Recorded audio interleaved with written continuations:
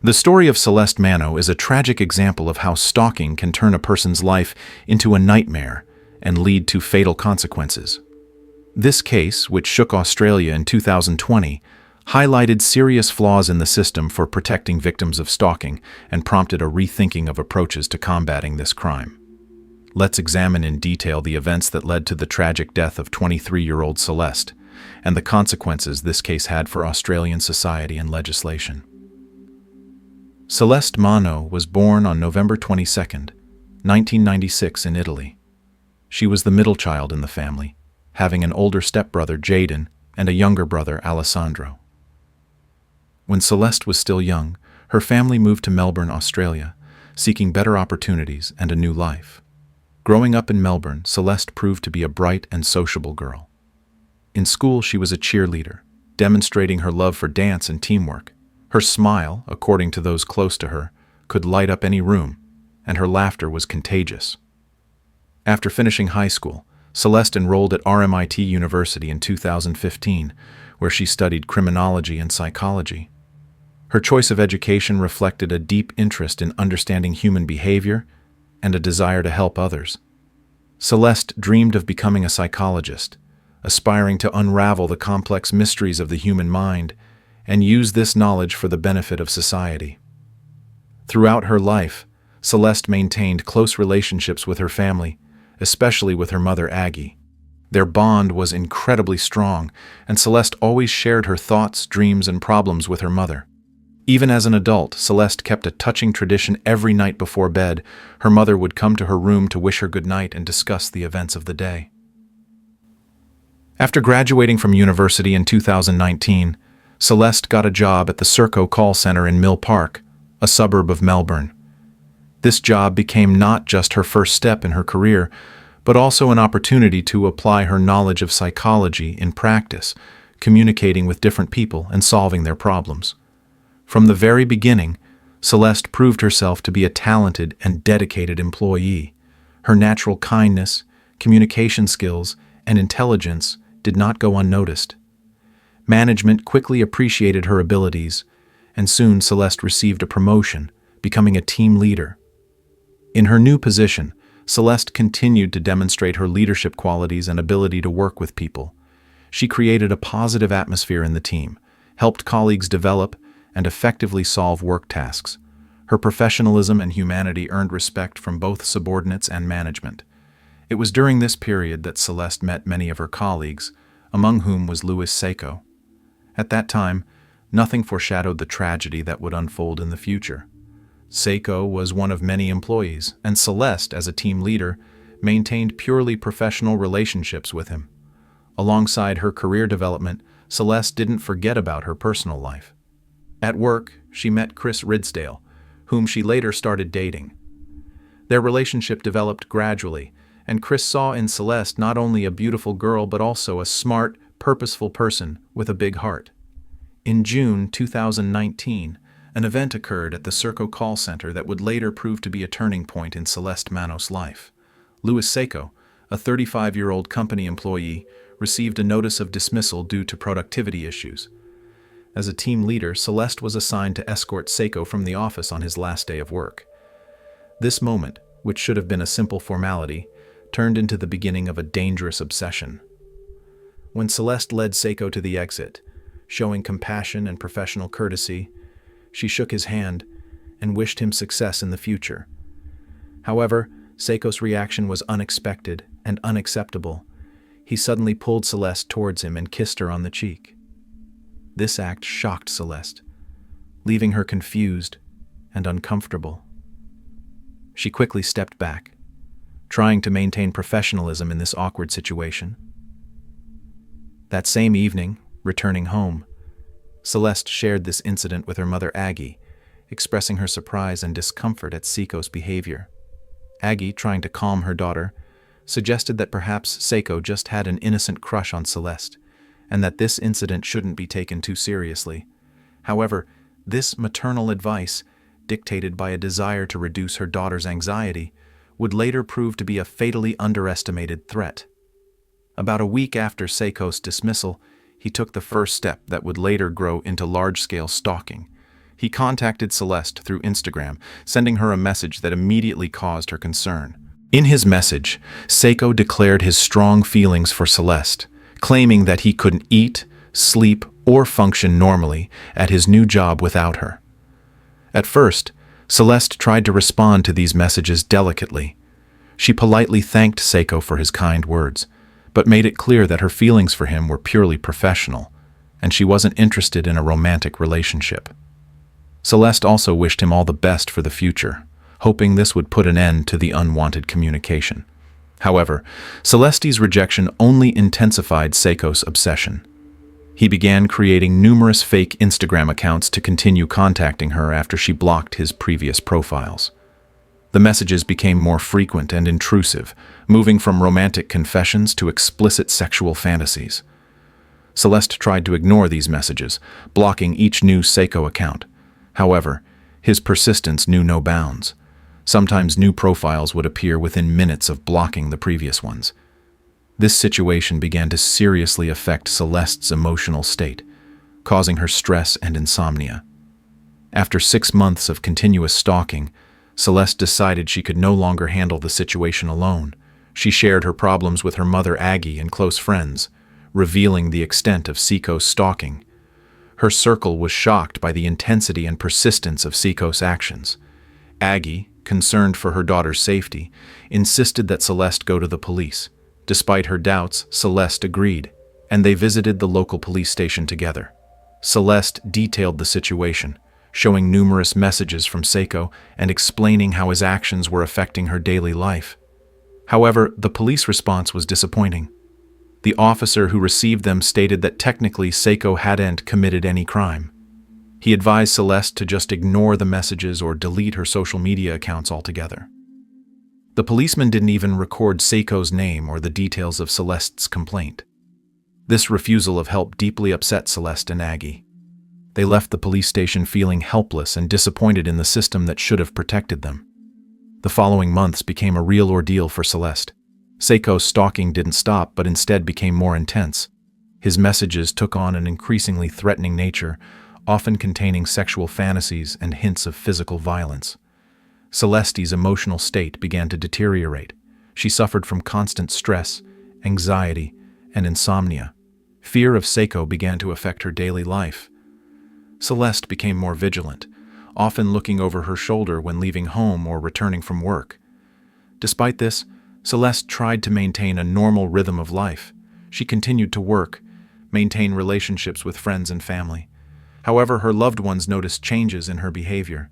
She became less open, often seeming distant and worried.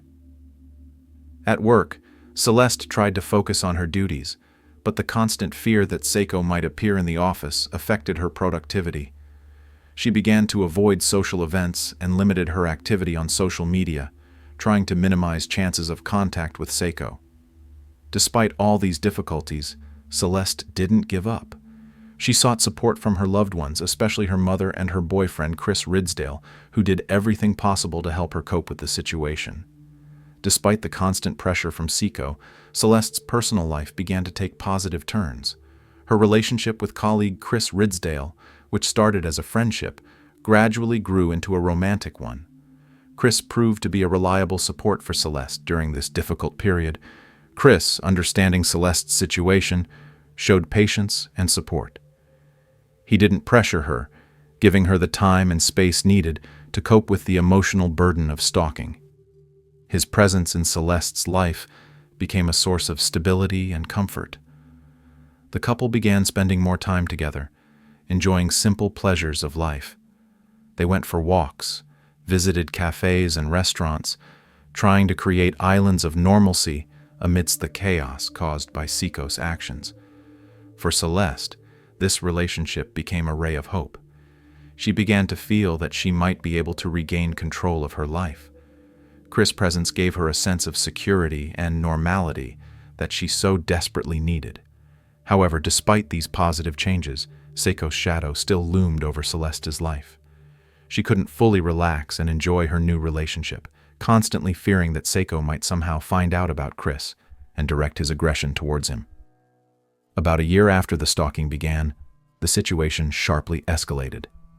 Seiko seemed to have become even more aggressive and persistent in his actions.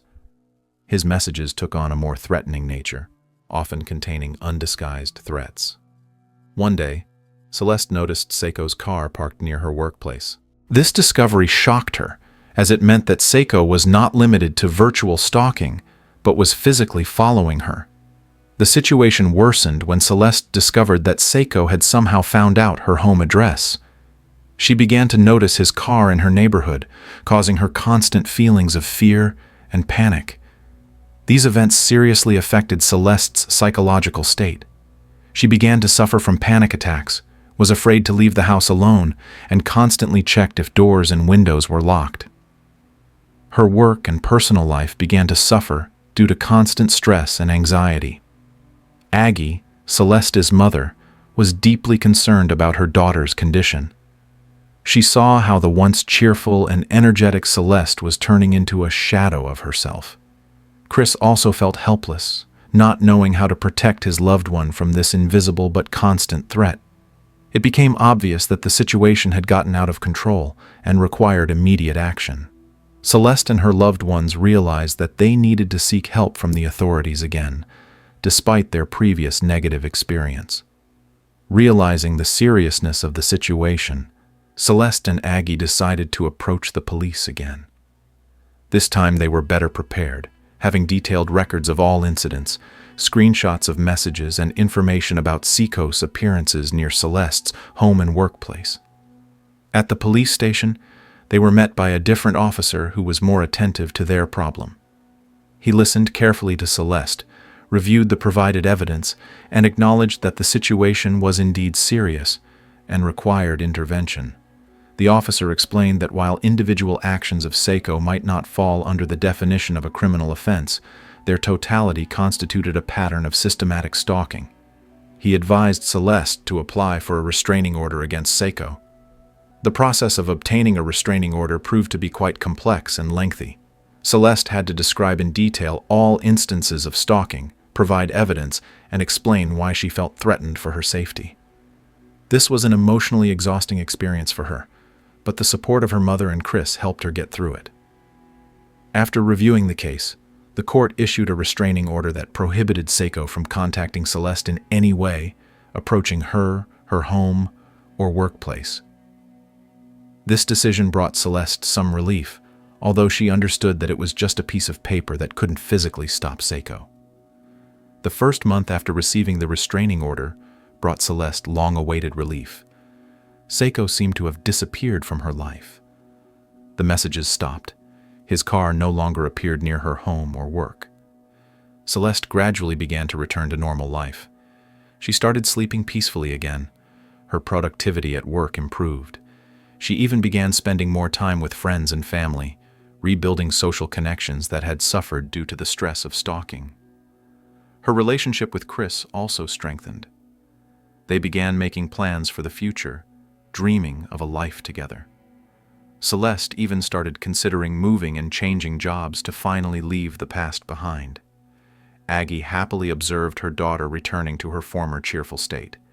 She hoped that the worst was behind them and that Seiko had finally understood that he should leave Celeste alone. However, despite the positive changes, Celeste couldn't completely relax. She still remained cautious, avoided posting information about her whereabouts on social media, and was vigilant when leaving the house. Deep inside, she felt that this silence might be deceptive.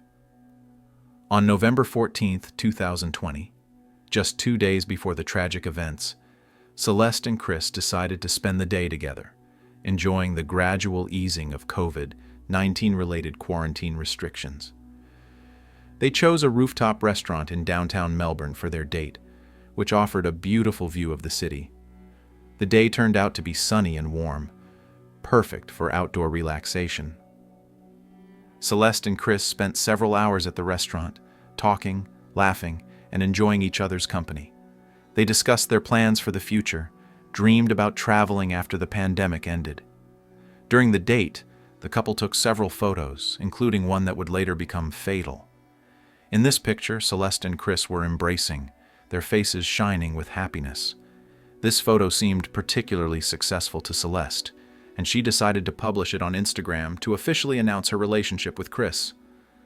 Returning home, Celeste shared her impressions of the wonderful day with her mother. She also discussed with Aggie her intention to post the photo on social media. Aggie, seeing her daughter's happiness, supported her decision, believing that the threat from Seiko had passed. On November 15th, Celeste posted the photo on Instagram, adding a romantic caption to it. She received many positive comments from friends and relatives who were happy for her. The rest of the day Celeste spent at home, watching a movie and planning with her mother the celebration of her upcoming 24th birthday. No one could have predicted that this post would become the catalyst for the tragic events that would unfold the next day. The evening of November 15th, 2020, began as usual. Celeste and Aggie followed their usual evening routine. They had dinner together, discussing the events of the day and plans for the next week. Around 10 p.m., Aggie went to Celeste's room to wish her good night. "Should I turn off the light or leave it on?" Aggie asked, as always. "Leave it. I'll turn it off myself in a minute," Celeste replied. "Okay, love you," said Aggie. "I love you more." "Good night," were the last words Aggie heard from her daughter. At approximately 4:10 a.m. on November 16th, Aggie woke up to a sound that resembled breaking glass. She instantly realized that the sound was coming from Celeste's room. Overcome with horror, Aggie rushed to her daughter's room. What she saw forever changed her life. Celeste was lying on the bed, motionless and covered in blood. The bedroom window was broken and the floor was strewn with shards of glass. Aggie rushed to her daughter, begging her to open her eyes to say something, but Celeste didn't respond. Aggie immediately called emergency services, screaming the address into the phone and begging them to come as quickly as possible. She tried to provide first aid to her daughter, but the wounds were too serious. When paramedics arrived, they found that Celeste was already dead. Later, the autopsy showed that she had been stabbed 23 times, one of which went straight to her heart, proving fatal. When the paramedics confirmed Celeste's death, Aggie fell into a state of shock. She couldn't believe that her daughter, whom she had talked to just a few hours ago, was no longer alive. In a moment of despair and anger, Aggie cried out, "He killed her!" drawing the attention of the police officers who had arrived at the crime scene. The police immediately began an investigation. They examined the crime scene, collecting evidence. Numerous bloody fingerprints were found on the windowsill and fence. A neighbor's surveillance camera captured a car quickly driving away from the mono house around the time the ambulance arrived. Detectives questioned Aggie, trying to understand who she meant by he. Aggie told them about Louis Seiko and his obsessive stalking of Celeste over the past year. She also informed them about the restraining order issued against Seiko. Meanwhile, news of the tragedy spread quickly. Chris Ridsdale, upon receiving the terrible news, was devastated. He couldn't believe that Celeste, with whom he had spent a wonderful day just 2 days ago, was gone. The police immediately began searching for Louis Seiko. However, their efforts proved unnecessary. About an hour after the murder, Seiko himself appeared at the police station. He had an injured hand and immediately confessed to Celeste's murder. "She's dead. She's dead. Go see. You know what happened." "It's your fault," Seiko told the officer on duty, giving him Celeste's address. He even tried to provoke the police officers to shoot him, but instead was arrested. During the search of Seiko's phone, investigators discovered that he had been closely monitoring Celeste's Instagram account. Hundreds of screenshots of photos of Celeste and Chris were found on his device. A search of Seiko's laptop revealed search queries about Chris, the restaurant where Celeste and Chris had their date, and most disturbingly, plans of Celeste's house. Investigators also found that 3 months before the murder, Seiko had purchased a hammer and a kitchen knife at a local supermarket. These findings indicated that the murder was carefully planned, not committed in a fit of rage. Seiko was charged with first-degree murder. He was taken into custody without the possibility of bail. Given the severity of the crime and the potential threat to society, the trial of Louis Seiko began almost 3 years after the murder of Celeste Mano. This delay was partly caused by restrictions related to the COVID-19 pandemic, but mostly by the delaying tactics chosen by Seiko and his defense. During this time, Seiko repeatedly changed his position. Initially, he confessed to the murder, but later retracted his words. His lawyers tried to prove that Seiko was mentally incompetent at the time of the crime. Seiko underwent numerous psychiatric evaluations. One expert, Dr. Darji, claimed that Seiko suffered from hallucinations and was forced to act under the influence of an imaginary creature named Isha. However, other experts concluded that Seiko was fully competent and aware of his actions. The prosecution presented strong evidence against Seiko. They showed the court numerous messages he had sent to Celeste, evidence of his physical stalking of her, as well as a detailed plan of her house found on his computer. Particular attention was paid to the fact that Seiko had purchased the murder weapons several months before the attack, indicating a premeditated murder. Celeste's family and friends gave emotional testimonies about the impact of Seiko's stalking on her life. Chris Ridsdale spoke about the fear and stress Celeste experienced in the last months of her life. Aggie shared painful memories of the night of the murder and recounted Celeste's numerous attempts to get help from law enforcement. Seiko, for his part, tried to convince the court that he had only inflicted 2 blows on Celeste, and the rest of the wounds were caused by broken glass. This version was quickly disproven by forensic experts. Throughout the process, Seiko showed no signs of remorse. His behavior in court was described as cold and indifferent, which further turned the jury against him. On February 29, 2024, after a lengthy trial, Louis Seiko, who was 39 years old at the time, was found guilty of murdering Celeste Mano. The judge sentenced him to 36 years in prison with the possibility of parole after serving 30 years. In announcing the sentence, Judge Dixon noted that while Seiko did suffer from a rare and extreme personality disorder, this did not justify his actions.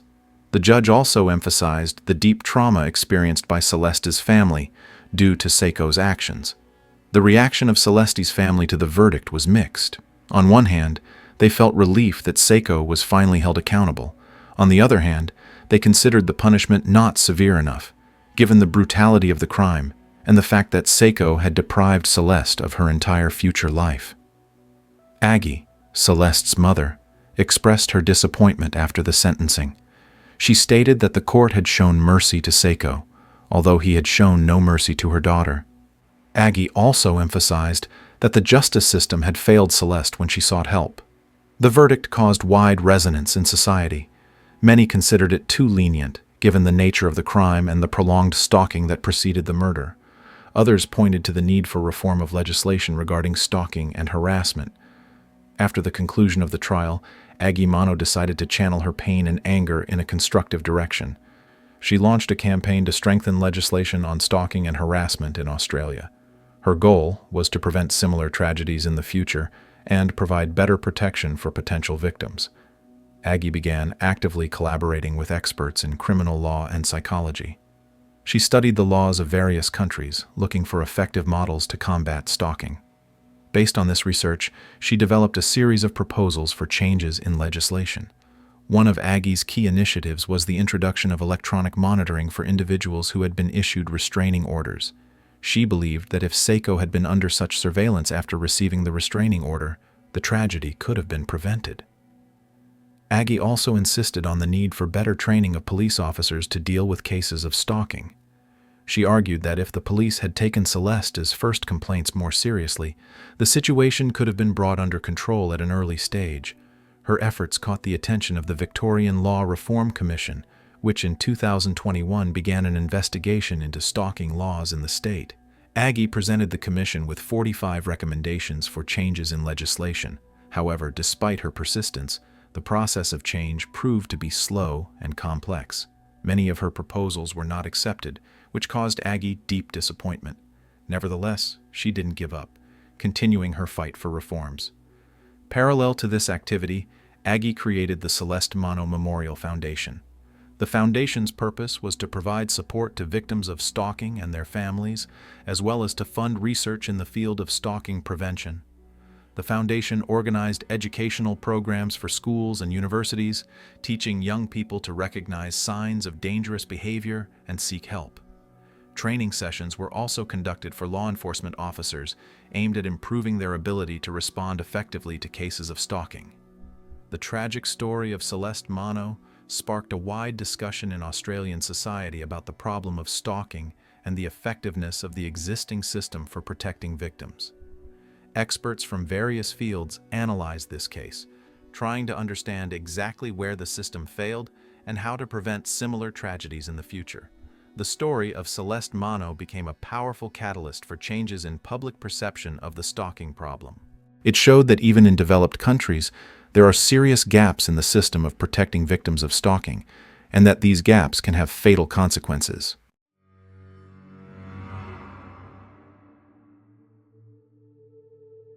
The vast, sandy expanses of Nevada, stretching to the horizon, conceal many secrets. The dry air and scorching sun create a harsh landscape where life seems almost impossible. Yet it is here, amidst this desert silence, that a tragedy unfolded that shook not only the small town of West Wendover, but all of America. In March 2011, this desert became witness to a horrific crime that forever changed the lives of many people. The story of Michaela Costanzo is a tale of friendship, betrayal, and unspeakable cruelty that can lurk even in the quietest corners of our society. West Wendover, located right on the border of Nevada and Utah, seemed like a typical small town where everyone knows each other. Casinos and hotels attracted tourists, but for local residents it was simply a quiet place to raise children. No one could have imagined that a drama would unfold here that would shock the entire country. When 16-year-old Michaela Costanzo disappeared on March 3, 2011, no one could have predicted how it would change the life of an entire city. Her disappearance and subsequent events revealed the dark side of human nature that was hiding behind the facade of ordinary small-town life. Michaela Costanzo, affectionately called Mickey by her close ones, was born on May 3, 1994, in Elko, Nevada. She was the youngest of 6 children in the family of Cecilia and Theodore Costanzo, Jr. The family lived in West Wendover, a small town on the border of Nevada and Utah, with a population barely exceeding 4,000 people.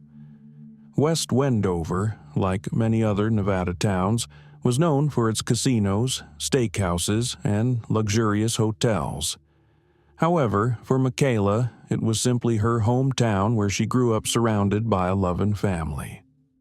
From an early age, the girl stood out for her cheerfulness and activity.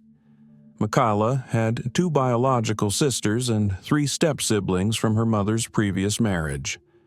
Despite the age differences, all the children were friendly with each other, and Mickey, as the youngest, enjoyed special attention and love.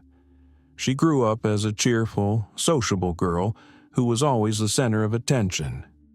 The Costanzo family was very concerned about their children's safety. Even when Michaela was already in high school, her parents insisted on driving her to and from school, although the distance was only about 500 meters. This excessive care sometimes surprised others, but for the Costanzo family, the safety of their children was paramount. From childhood, Michaela showed an interest in learning and sports. She excelled in school and actively participated in various sports. She particularly enjoyed basketball and track and field. This versatility and energy made her popular among her peers. Mickey's childhood was spent in an atmosphere of love and support. Her parents, Cecilia and Theodore, worked in local casinos, providing a stable income for the family. Despite their busy schedules, they always found time for their children, especially for the youngest, Michaela. West Wendover, located in the middle of the desert, seemed like a safe place to raise children. The small town where everyone knew each other created an illusion of security. Michaela's parents, like many other residents of the town, believed that their children were safe in this quiet corner of Nevada. At West Wendover High School, Michaela Costanzo quickly became one of the most popular students. Her academic success was combined with outstanding athletic achievements. Mickey was a member of the school basketball team and track and field team, where she showed remarkable abilities. It was during her school years that Michaela met Cody Patton. Cody, a year older than Mickey, was a tall boy standing at 6 feet 8 inches, known for his love of football and martial arts. They lived in the same housing complex, which fostered the beginning of their friendship. Cody and Michaela quickly found common ground. They were united by their love for sports and an active lifestyle. They often spent time together, playing various games or just talking. This friendship seemed strong and innocent, typical for teenagers their age. In addition to sports, Michaela showed an interest in journalism. She became the editor of the school newspaper, demonstrating her organizational skills and creative potential. These diverse interests made her popular among classmates and teachers. The situation changed when Tony Fratto appeared in Cody's life. Tony, a peer of Michaela's, was the complete opposite of her rival. If Mickey was open and sociable, Tony was known for being reserved and shy. Tony came from a religious Mormon family where marriage at an early age was the norm. Perhaps this influenced her decision to start a serious relationship with Cody, despite their young age. They met at school in 2009, and soon their relationship grew into something more than just a school romance. Cody seemed so in love with Tony that he even agreed to accept her faith. He moved in with the Fratto family, which was an unusual step for a teenager his age. Tony's parents, although concerned about this decision, still accepted Cody, hoping they could positively influence his life. Tony's appearance in Cody's life led to changes in his behavior and relationships with others, especially with Michaela. The friendship between Cody and Mickey, which previously seemed so strong, began to experience tension. Tony was obviously jealous of Cody's longtime friend, which created additional strain in their relationships. With Tony Fratto's appearance in Cody Patton's life, the atmosphere at West Wendover High School began to change. Tony, who had previously been quiet and inconspicuous, now openly showed her dislike for Michaela. Jealousy, which at first seemed unfounded, began to affect the behavior of all three teenagers. Michaela, who had always been friendly and open, began to feel uncomfortable in Tony's presence.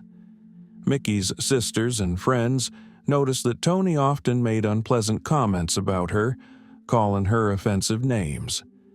This led to Michaela distancing herself from Cody, trying to avoid conflicts. Cody's behavior also underwent changes. Friends noticed that he became more aggressive and unpredictable. One incident shocked many. Cody approached Michaela in the school corridor and suddenly made a movement towards her arm. At first, Michaela didn't understand what had happened, but then she discovered that her arm was bleeding. It turned out that Cody had used a box cutter, considering it a joke. This incident became a turning point in the relationship between Michaela and Cody. After this, Mickey decided to limit communication with her former friend as much as possible, restricting herself to formal greetings when they met. Tony seemed satisfied with this turn of events. However, her jealousy did not diminish. In her diary, she often wrote about her fears and insecurities regarding her relationship with Cody. She was afraid that he might leave her for Michaela, despite there being no grounds for such fears. The tension in the relationships between the three teenagers continued to grow. The school community began to notice these changes, but few could have predicted the tragic consequences this would lead to. March 3, 2011 began as a usual school day for Michaela Costanzo. She woke up, had breakfast with her family, and headed to school. On this day, her older sister Christina, who usually drove Michaela to school, was away in Las Vegas with her husband. The school day passed without any notable events. Michaela attended her classes, including track and field practice after school. Usually, she would be picked up after practice, but this time she was supposed to walk home since Christina was absent. Michaela was last seen around 5 p.m. when she was leaving school. According to witnesses, she looked calm and showed no signs that anything was wrong. Michaela had to walk about a mile to her house, a distance she had never covered alone before. Michaela's mother, Cecilia, was working that evening at the Wendover Nugget Casino. She expected her daughter to call her, as always, to report that she had returned home. When the call didn't come, Cecilia began to worry. Around 6 p.m., Cecilia tried to call Michaela, but her daughter's phone didn't answer. She called again, and this time it seemed that someone declined the call. This was absolutely uncharacteristic for Michaela, who always maintained contact with her family. Worried, Cecilia contacted Christina in Las Vegas, hoping that she might have communicated with Michaela earlier. However, Christina knew nothing about her sister's whereabouts. When it became clear that Michaela hadn't returned home and wasn't answering calls, panic gripped the Costanzo family. Cecilia asked for permission to leave work early and rushed home, hoping to find her daughter there. But only the middle sister, DJ, was at home, who also had no information about Michaela. When it became obvious that Michaela hadn't returned home, the Costanzo family sprang into action. DJ, Michaela's sister, immediately started calling all friends and acquaintances, hoping to get any information about her sister's whereabouts. She left messages begging Michaela to contact the family if this was some kind of joke. Around 8 p.m., when all attempts to find Michaela proved futile, the family decided to contact the police. Detective Donald Burnham, who took the report, immediately understood the seriousness of the situation. He didn't wait for the traditional 24 to 48 hours before starting the investigation, understanding that every minute could be crucial. News of Michaela's disappearance spread quickly through the small town. By late evening, about 80 West Wendover residents had voluntarily joined the search. People searched streets, parks, and the outskirts of the town, hoping to find any traces of the missing girl. The police began questioning Michaela's friends and acquaintances. One of the first to be interrogated was her boyfriend, Javier. He reported that he hadn't seen Michaela after school and had no information about her whereabouts. Detectives also checked Michaela's phone records. It turned out that the last calls and messages were not to Javier or family, but to her old friend Cody Patton. This raised suspicion among the investigators. During the investigation, the police turned their attention to Cody Patton. His interrogation took place on March 4th, the day after Michaela's disappearance. Cody looked tired and depressed, which was initially attributed to his participation in the night searches. Cody said that he last saw Michaela around 5:30 p.m. near the school. According to him, she was with someone who looked like her boyfriend, Javier. This information contradicted previous testimonies, which aroused suspicion among the detectives. Meanwhile, Christina, Michaela's sister, returned from Las Vegas and decided to search for her sister on her own. She drove around the outskirts of the town, including visiting gravel pits, a desert area near the town. Unknowingly, she passed just a few meters from where Michaela's body was hidden. On March 5th, a volunteer participating in the search noticed tire tracks leading into the desert. Following them, he discovered a disturbed patch of earth covered with sagebrush. Under the bushes, he saw what appeared to be blood and immediately notified the authorities. The police quickly arrived at the scene and began a thorough examination of the area. Within an hour, a shallow grave was discovered containing a body. Although there was no official confirmation yet, everyone understood that it was most likely Michaela. The discovery of the body became a turning point in the investigation. Now, the case moved from the category of disappearance to murder, and investigators focused on finding those responsible for this horrible crime.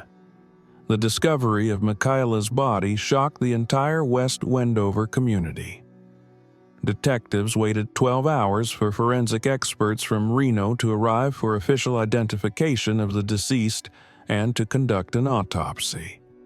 The autopsy revealed horrifying details of the crime. Michaela had suffered numerous stab wounds to her face and neck. She had been beaten with a shovel, and her head was nearly crushed. Her neck was so severely cut that the girl was practically decapitated. Even experienced detectives were shocked by the brutality of the crime. Christina, Michaela's sister, upon learning of the discovery, experienced an emotional shock. She recalled how she had driven past this place during her searches, not suspecting that her sister's body was so close. After the body was discovered, the investigation focused on Cody Patton. A review of school surveillance camera footage showed that Cody had lied about seeing Michaela with Javier. In fact, the cameras captured Cody and Michaela leaving school together.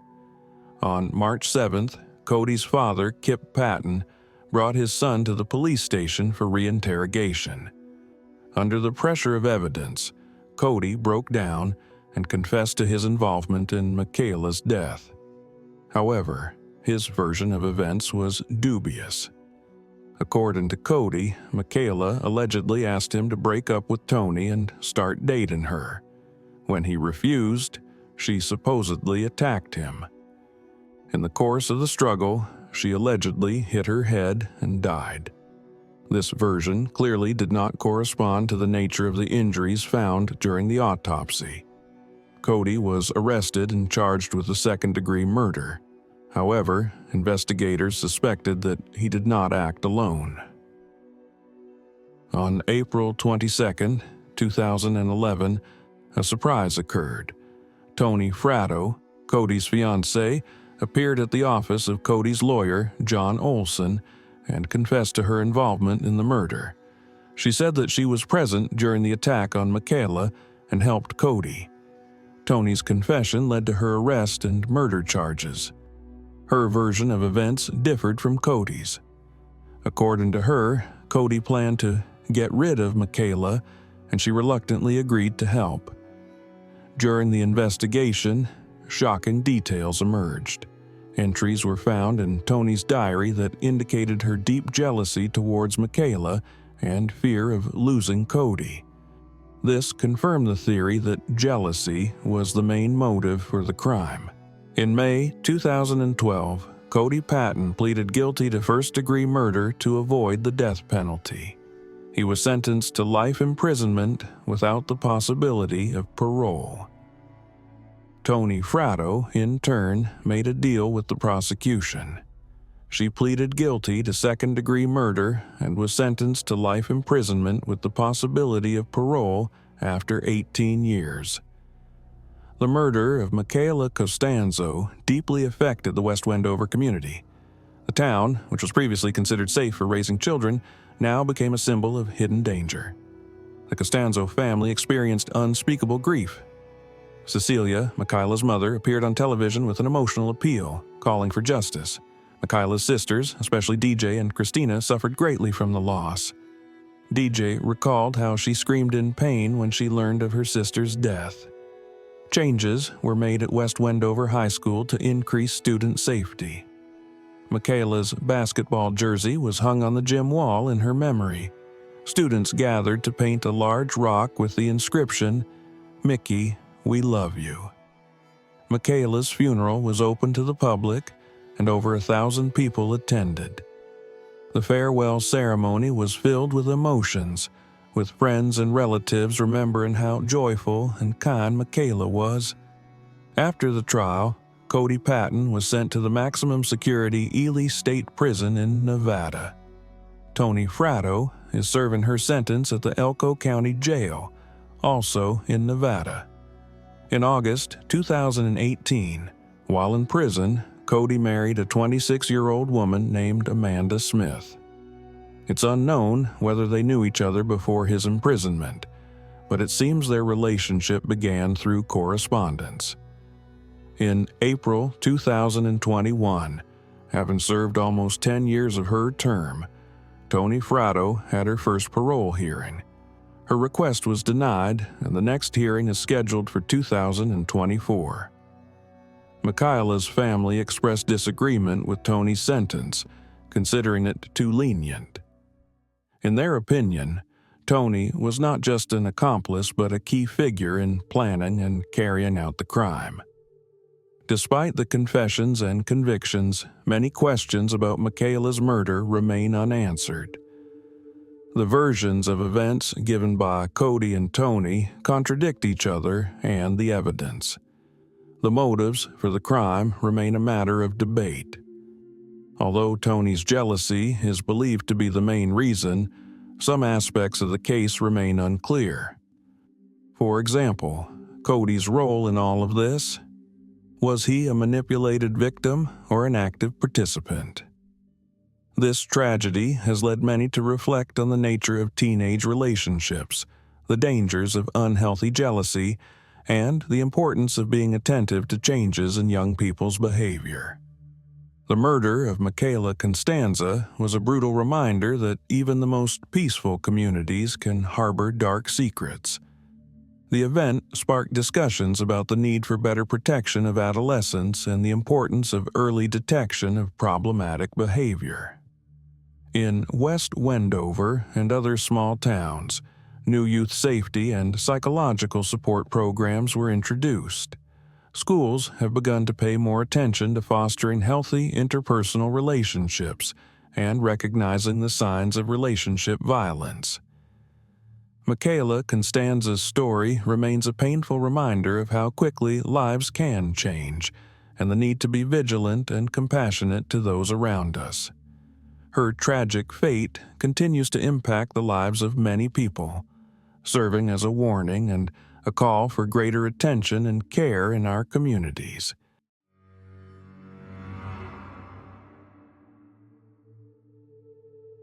In May of 2015, the tranquil life of the small town of Sand Lake, Michigan, was disrupted by a shocking event. This village of about 500 residents, located 27 miles north of Grand Rapids, was typically associated with a picturesque lake, a few family restaurants, and peaceful rural living.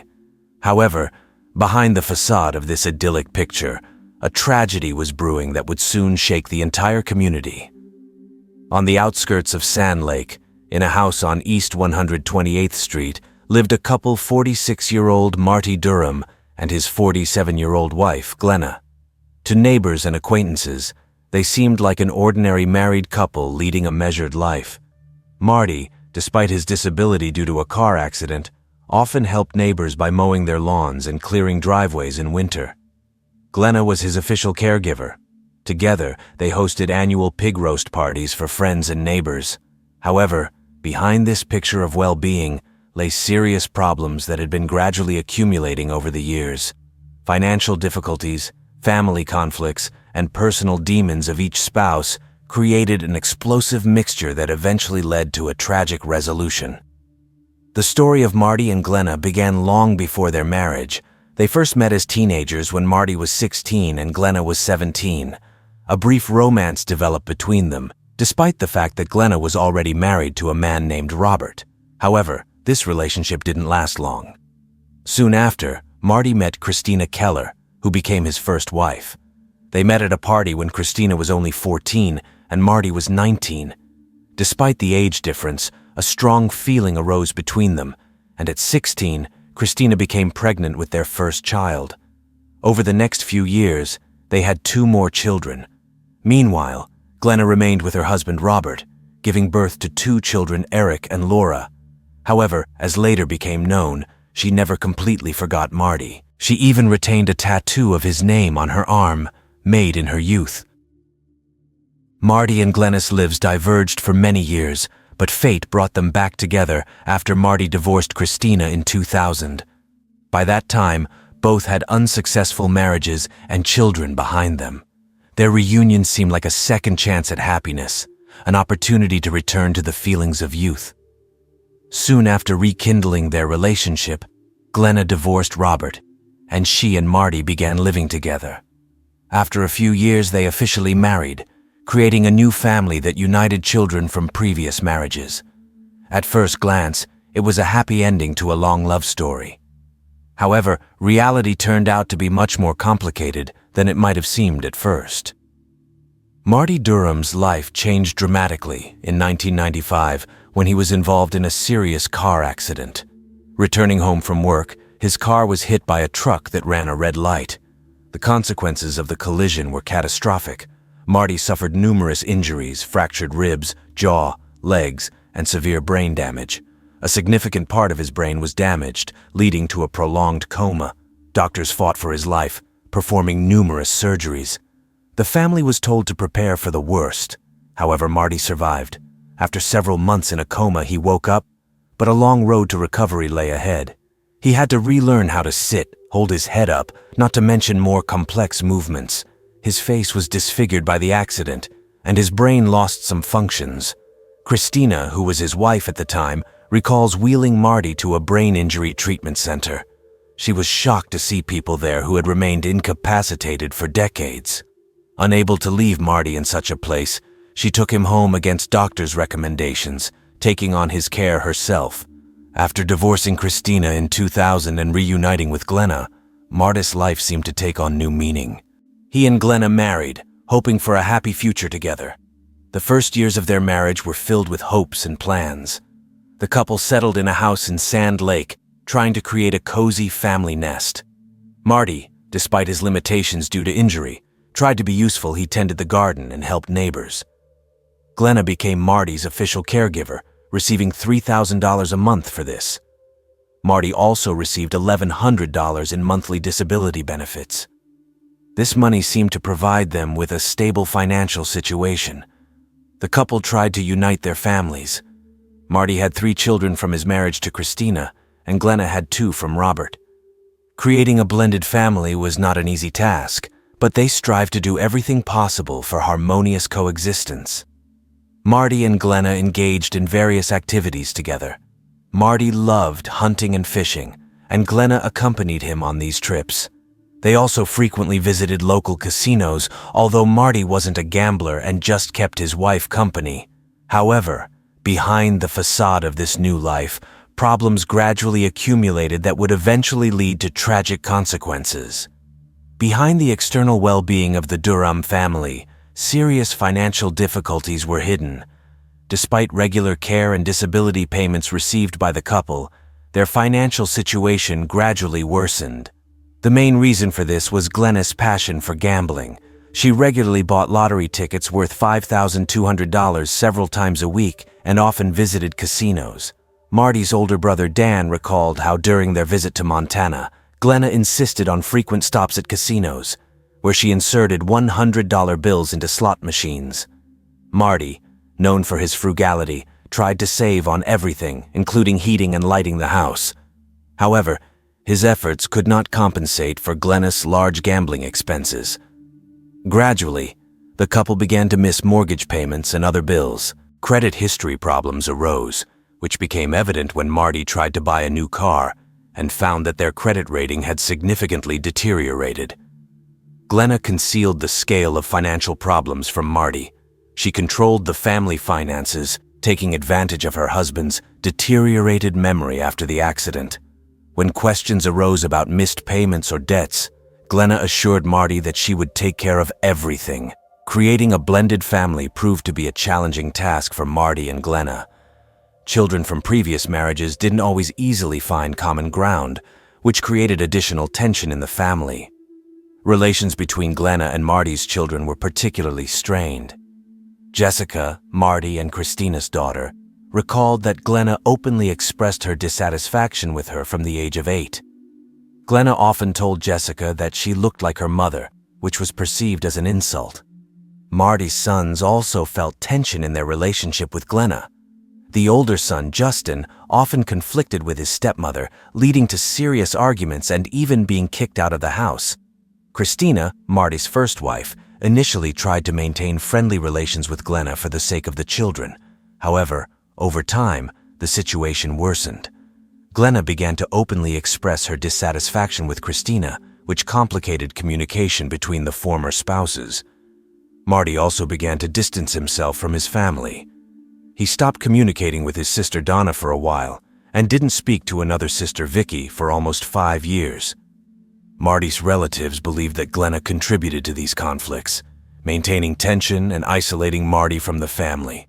Despite these difficulties, Marty remained an important part of his children's and family's lives, although his relationships with them became increasingly complex and strained. An African gray parrot named Bud held a special place in the life of the Durham family. This bird, initially purchased by Christina during her marriage to Marty, became an unusual participant in the family drama. After the divorce, Marty insisted on keeping Bud, despite Christina's request to return the bird. This was painful for Christina, as she loved Bud like a family member. Glenna, however, was not a fan of the parrot and rarely paid attention to him. Bud was an extremely intelligent bird, capable of imitating various sounds and voices. He often repeated phrases he heard in the house, including conversations between Marty and Glenna. This ability of the parrot would later play a key role in the investigation of the tragic events. During the 15 years that Bud spent with Marty and Glenna, he rarely left his cage.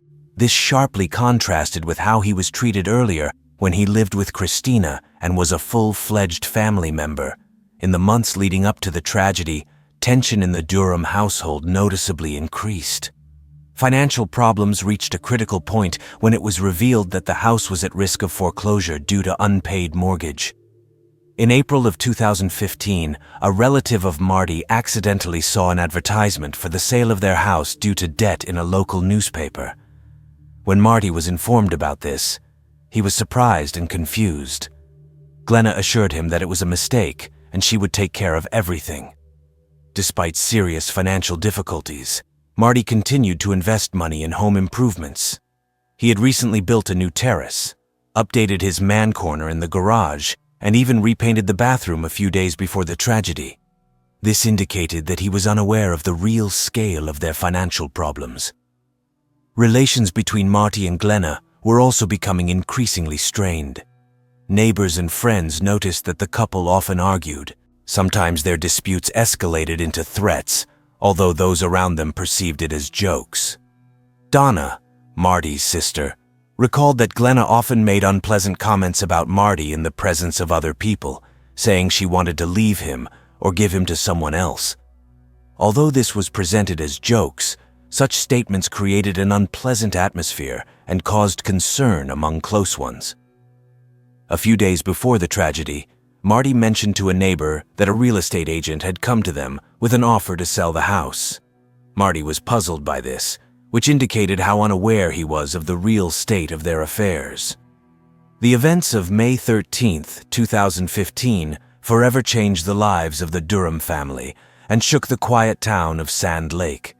The day began as usual. Marty and Glenna were at home, going about their daily business.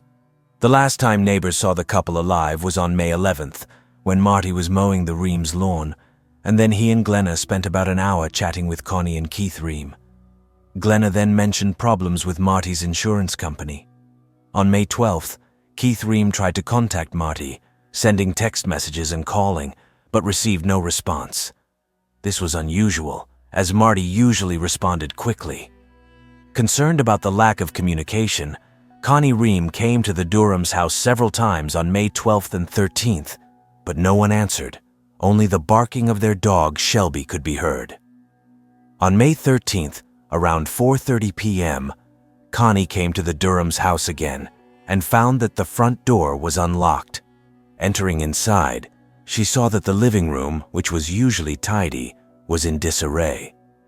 In the bedroom, she found Glenna sitting by the bed, covered with a blanket up to her head, and Marty lying on the floor. Both were covered in blood. Connie immediately called for help from firefighters who happened to be nearby, responding to a fire on a neighboring street. When rescuers entered the house, they found that Glenna was still alive, although seriously injured. Marty, unfortunately, was already dead. The Sand Lake police quickly arrived at the scene. Detectives began a thorough examination of the crime scene, trying to understand what had happened in the Durham's house. Marty's body was found on the bedroom floor. An autopsy later showed that he had received 5 gunshot wounds, 1 in the back, 1 in the forearm, and 3 in the chest at close range. Marty was dressed only in underwear.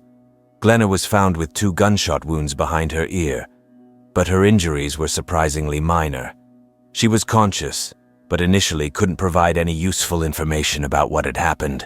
At the crime scene, there were no signs of forced entry, and nothing had been stolen.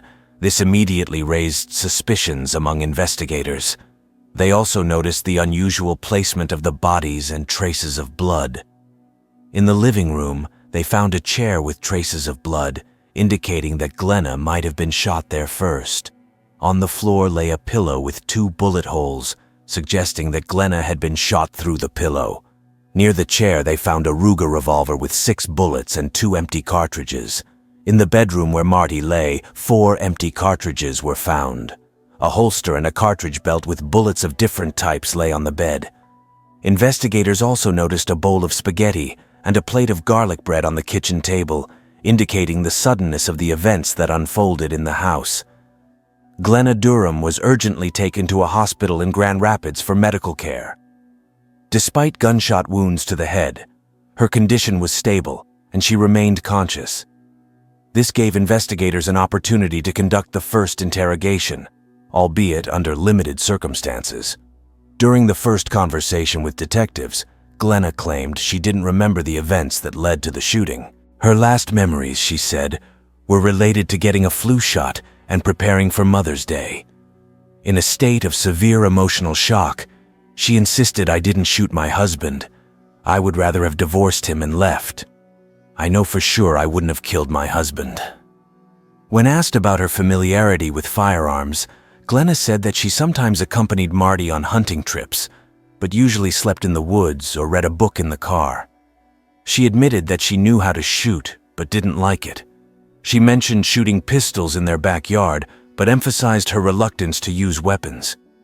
Glenna also expressed a wish that she hadn't been saved, saying she would like to be with Marty. When the detective asked if that's why she turned the weapon on herself, Glenna replied that she only felt this after waking up in the hospital. During the search of the Durham's house, investigators found several important pieces of evidence that shed light on the events leading up to the tragedy. In the living room, they found an envelope labeled "Personal." Inside were 3 letters, 2 addressed to Glenna's children from her first marriage, Eric and Laura, and the 3rd to her ex-husband, Robert. In the letters, Glenna apologized and asked for forgiveness. In one of the letters, she wrote, "I'm sorry, but I love you. I'm so sorry I've been disappointing you for the last 12 years or so. Please forgive me. You're one of the best things I've had. Love, Mom." When Glenna was asked about these letters, which looked like suicide notes, she said she didn't remember why she wrote them. She noted that she had written similar letters before, but couldn't explain why she wrote a letter to her ex-husband. Analysis of Marty and Glenna's phones also provided important information. Although both phones seemed to be cleaned, a search query made early in the morning on May 13th was found on Glenna's phone. The query concerned instructions for using a Ruger revolver, the same model of weapon used to kill Marty and injure Glenna. The last text message Glenna sent was to her mother at 9:30 p.m. on May 12th. In it, she was looking for lawnmowers. Glenna's mother, during questioning, explained that the apologetic message Glenna sent her was related to her daughter not showing up at her house as planned. This evidence created a complex picture of the events leading up to the tragedy and cast doubt on Glenna's version of complete memory loss. News of the tragedy in the Durham home quickly spread among relatives and friends. The reaction was one of shock and filled with grief. Marty and Christina's children, upon learning of their father's death, immediately came to the house.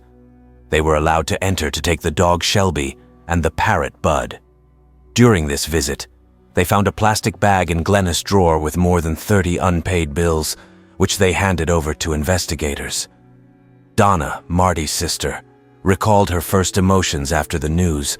"I felt anger I had never felt before. It was real rage. I felt like I could strangle her Glenna with my bare hands." This reaction reflected the depth of shock and pain felt by the family. Christina, Marty's ex-wife, was also deeply affected. Despite the divorce, she maintained a good relationship with Marty for the sake of the children. "It's unfair. It's wrong. It's unfair that a man who fought for his life for the last 25 years was killed because of unnecessary lies," she said. Several weeks after the tragedy, an unexpected event occurred that added a new twist to the case. Christina, who had taken the parrot Bud home, heard him repeating phrases that sounded like an argument between two people. At first, Christina didn't pay much attention to this. Bud often repeated phrases he had heard in the house, including commands for the dog Shelby and typical expressions of Marty. However, she later heard something that shocked her. The parrot clearly uttered the phrase in a male voice, "Don't shoot." This was said in a voice that resembled Marty's. No! Shut up! Get your building now! Shut up! Christina was so struck that she decided to record it on video. Donna, Marty's sister, also listened to the recording and was deeply disturbed by what she heard. When Christina first sent me this video, I couldn't listen to it all the way through. It's very short, but I turned it off and listened again. It was really disturbing, Donna recalled. Although using a parrot as a witness in court seemed impossible, this unexpected statement from Bud generated significant interest from the public and media. Experts explained that parrots have a strong connection with their owners and can imitate sounds and phrases they hear, especially in stressful situations. This discovery became a turning point in the investigation, forcing investigators to reconsider their assumptions and focus on Glenna's role in the tragedy. A year after the tragic events, in June of 2016, police arrested Glenna Durham and charged her with first-degree murder. This decision was made based on the totality of evidence collected during the lengthy investigation. Glenna's arrest came as a surprise to many who knew the couple. Despite financial problems and strained relationships, few could imagine that the situation could lead to murder. Glenna continued to insist on her innocence. Her lawyers argued that the crime could have been committed by an outsider or another relative. However, the lack of signs of forced entry and the fact that nothing valuable was stolen cast doubt on this version. Preparation for the trial lasted several months. The prosecution carefully built their case, relying on physical evidence, expert testimony, and the couple's financial records. The main theory of the prosecution was that Glenna, faced with catastrophic financial problems due to her gambling addiction, decided to kill Marty. Prosecutors believed that she initially planned suicide, as evidenced by the farewell letters, but then decided to kill her husband, possibly after an argument. Glenna's defense was based on her claims of memory loss and inability to commit such a crime. Her lawyers emphasized the lack of direct evidence of her guilt and put forward alternative theories about a possible outside attacker. Both sides prepared for a complex trial. The prosecution intended to present a detailed picture of the couple's financial situation, the history of their relationship, and physical evidence from the crime scene. The defense planned to focus on possible alternative scenarios and emphasize Glenna's love for Marty. Particular attention was drawn to the question of the possibility of using the testimony of the parrot Bud. Although legally this was unlikely, the very fact of the existence of such unusual evidence added extra resonance to the case. Preparation for the trial also included jury selection, which was a difficult task due to the wide media coverage of the case and the small Sand Lake community, where many people knew the Durhams personally. The trial of Glenna Durham began several months after her arrest and lasted 10 days. The courtroom was packed. Relatives, friends, journalists, and just interested local residents were eager to learn the truth about the tragedy that shook their community. The prosecution began with a detailed description of the Durhams' financial situation. They presented evidence of significant debts, missed mortgage payments, and Glennis' large gambling expenses. Experts testified about how financial stress could lead to violent actions. A key moment was the analysis of Glennis' phone, which showed a search query for instructions on the Ruger revolver shortly before the murder. Prosecutors argued that this proved her intent to use the weapon. The defense insisted on Glennis' version of memory loss and her inability to commit such a crime. They presented a list of medications she was taking to restore cognitive functions after the injury. Testimony from ballistics experts was of particular interest. They explained the difference between the types of bullets found at the crime scene and how this could have affected the injuries to Marty and Glenna. An unexpected turn was the prosecution's decision to present the video with the parrot bud. Although this couldn't be direct evidence, experts explained the ability of parrots to remember and reproduce phrases they hear, especially in stressful situations. After 10 days of hearings, the case was handed over to the jury. They spent 8 hours in the deliberation room, weighing all the presented evidence and arguments. Eventually, the jury reached a verdict. Glenna Durham was found guilty of first-degree murder. The judge sentenced her to life imprisonment without the possibility of parole. The reaction to the verdict was mixed. Marty's family felt some relief, believing that justice had prevailed. Donna, Marty's sister, said it was a moment of release. Release from everything being over. She will go to prison for life and won't come out of there. Glenna was shocked by the verdict and continued to insist on her innocence. She expressed outrage that the jury believed the words of a parrot. For many residents of Sand Lake, the verdict meant the end of a painful chapter in the history of their community. However, many questions remained about how such a tragedy could happen in their quiet town. The verdict in Glenna Durham's case had far-reaching consequences for everyone connected to this tragedy. Marty's family tried to find a way to live on, preserving his memory. Marty and Christina's children faced the difficult task of reconciling with the loss of their father and understanding their stepmother's role in this tragedy. Jessica, Marty's daughter, gave birth to her first child, a boy, whom she gave the middle name Martin in honor of her father. Christina, Marty's first wife, took on the care of the parrot Bud. She said that Bud's return home was an emotional moment. He looked at me and I looked at him, and it was like meeting an old friend, a family member you haven't seen for a very long time. Glenna Durham began serving her life sentence in state prison. She continued to insist on her innocence, but her appeals were rejected. After the conclusion of the trial, many tried to understand what led to such a tragedy. Experts and close ones expressed different opinions about Glenna's motives. Financial stress undoubtedly played a key role. Glenna's gambling addiction and accumulated debts created an explosive situation. Some suggested that she might have acted impulsively when Marty learned about the real state of their finances. Others pointed to the complex dynamics in their relationship. The tension between Glenna and Marty's children, as well as with his ex-wife, could have intensified feelings of isolation and frustration. Psychologists who analyzed the case noted possible signs of depression and suicidal intentions in Glenna, as evidenced by her farewell letters. Perhaps the initial suicide plan grew into a more tragic scenario. However, despite all attempts at analysis, the full picture of Glenna's motives remained unclear, especially given her claims of memory loss. The Durham case became an important lesson for many. It highlighted several key aspects that are worth considering: the importance of financial openness in marriage. Concealing debts and financial problems can lead to catastrophic consequences. The danger of gambling addiction. Glenna's story showed how gambling can destroy not only finances but also lives. The complexity of blended families. The tension between Glenna and Marty's children underscored the need for a careful approach to creating new family ties. The consequences of brain injuries.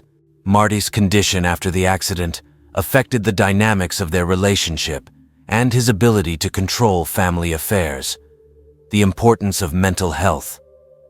Signs of Glenna's depression and suicidal thoughts were not noticed and addressed in time.